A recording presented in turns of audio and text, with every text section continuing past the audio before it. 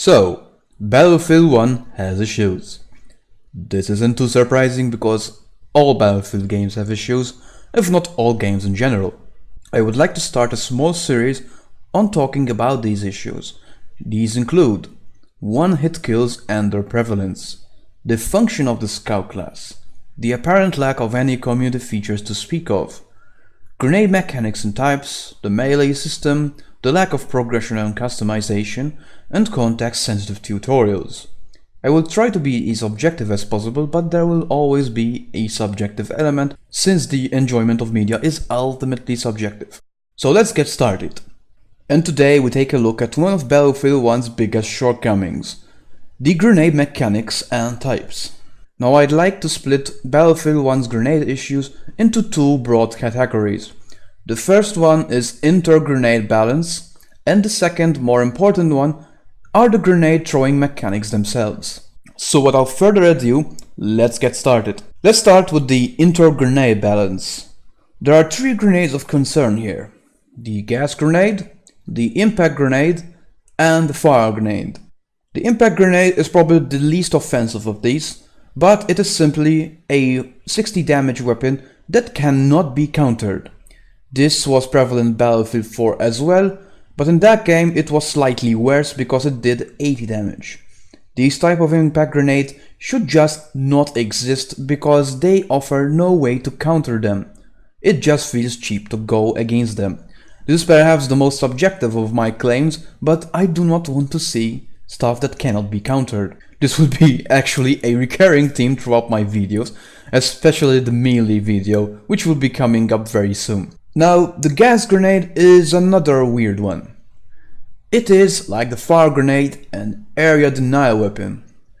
The gas grenade, however, is purely an area denial weapon. It does not function as an impact grenade at all. The problem with gas is, while these type of grenades work in theory in very small situations, what actually happens on a 16 or 32 player man team is that they get spammed at choke points. It no longer becomes a tactical gadget, but rather an annoying, spammy item that prevents and bogs down gameplay in these sections.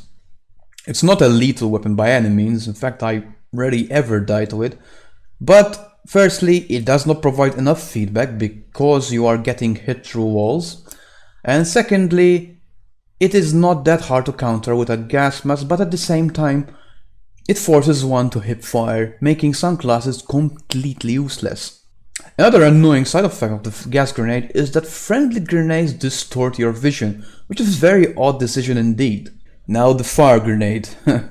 This is the worst offender since it functions both as an area denial weapon and as an impact weapon, giving no time to react. Now fortunately, it is still possible to prone out of it and receive around 40 to 50 damage, which is still high considering its impact nature and that it blocks the area. Moreover, it is possible to stay within the radius of the fire grenade, prone, receive even more damage, but it will be survivable. Of course, this isn't advised because standing still in one place, especially where someone just throws a grenade, is a sure way to get shot.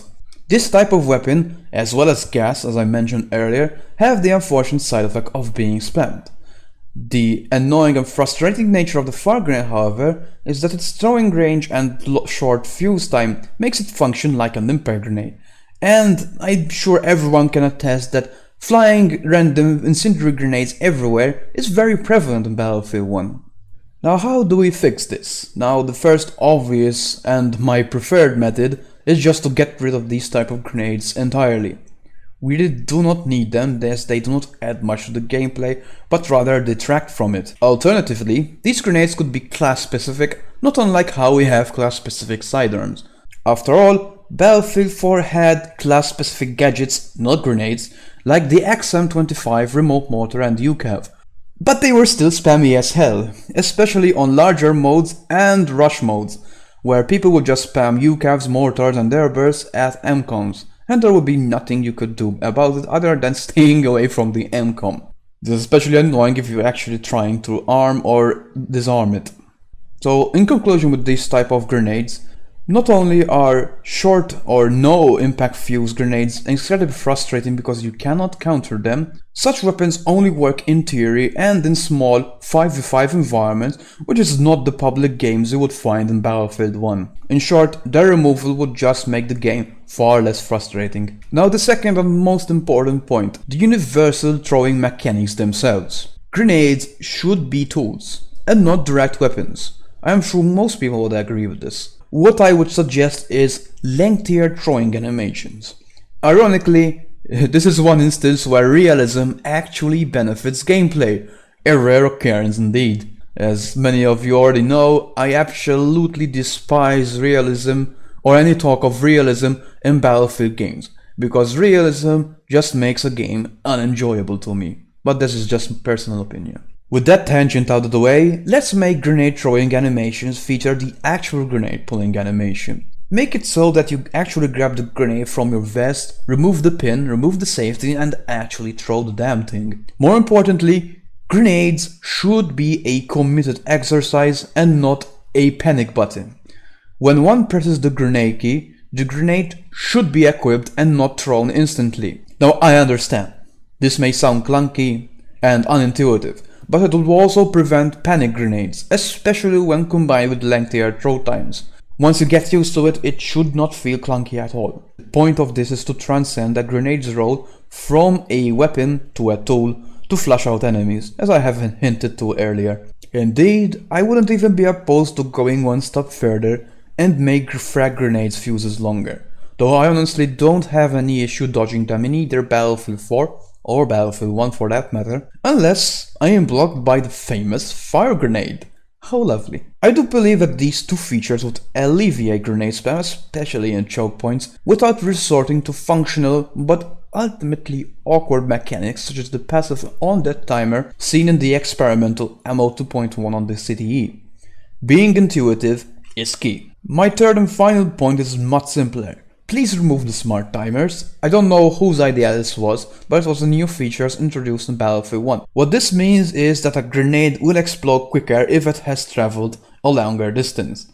Now this makes sense sort of from a realistic perspective, but it also introduces a random element to grenades, where one cannot predict the exact timing of when a grenade will explode. This is especially noticeable on assault anti-tank grenades, which have a very long fuse, but occasionally just explode because they travel very slowly through the air and explode instantly. Now that's really all I have to say about grenade spam. It's not a very complicated topic once you get down to it. I do think these measures should be implemented at least into the next Battlefield game. Get rid of the cheesy grenades, make the universal throwing mechanics a thoughtful consideration and not a mindless one, and all this would lead to a much less frustrating experience. Indeed, the fact that you have to equip a grenade before throwing it would actually work well for melee as well. I am sick of panic melee, can we finally get rid of it? We've had it since Bad Company 2, with only Battlefield 3 being the only exception of it being somewhat decent, because they were just simply swipes. But enough of that, that is for another video. This has been DanMinigun from Mushroom Cloud Gaming. I would also like to add that I switched my recording software from Audacity to OBS, simply because OBS is simpler to work with and more importantly has a noise filter. The audio quality as such has skyrocketed in my opinion, so if you like this format, I will keep it as such. Thanks for watching and I hope you stay tuned for the other discussion videos. Of course, if you have any opinions on this topic, please feel free to like, dislike and post a comment about why this is. If you just want to say that I was talking out of my arse, then please feel free to do so. It's always entertaining reading such comments anyway.